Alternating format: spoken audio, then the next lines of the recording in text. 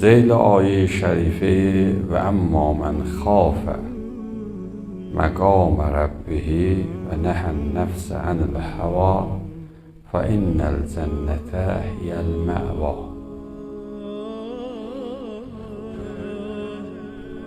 Ki məlum elətdirir, insan neçə cürə eləyə bilər Allahdan qorxsun. Bir qorxmaqlığı tıbqı bu ayə-i şərifə məqam-ı rububi haqqındadır. Məqam-ı rububi yəni məqam-ı tədbir nizam afərinir. Allah Rəbbidir, yəni Allah müdir həstidir. Allah mənim Rəbbimdir, yəni məni dolandırandır. Mən özüm dolanıram, ya onun iradəsi məni dolandırır. Təvəccüh və məqam-ı rububiyyət ləzzət bəxşir. Ki mənim iradəm deyil, məni dolandırır. Məni dolandırırlar. Aya məni dolandıran məndən qafildir. Məni başıma bıraxıb.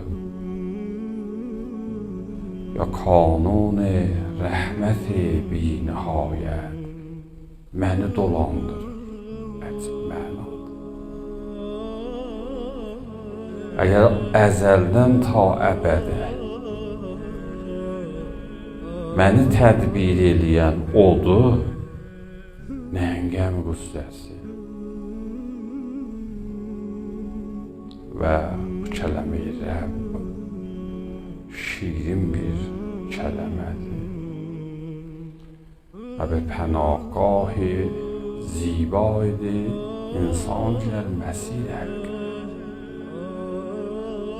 از امام صادق اسلام بود insan eğer səcdədə halət buka ilə və giryə ilə üç dəfə deyə Rəbbi, Rəbbi, Rəbbi, mən ki sənin köyəm, özgə Rəbbim yox. Həzrət buyurdu ki, nida gələr, Rəbbeyk, əbdi, nə istəyir? O buyurdu ki, o tərz az məqam-ı rububi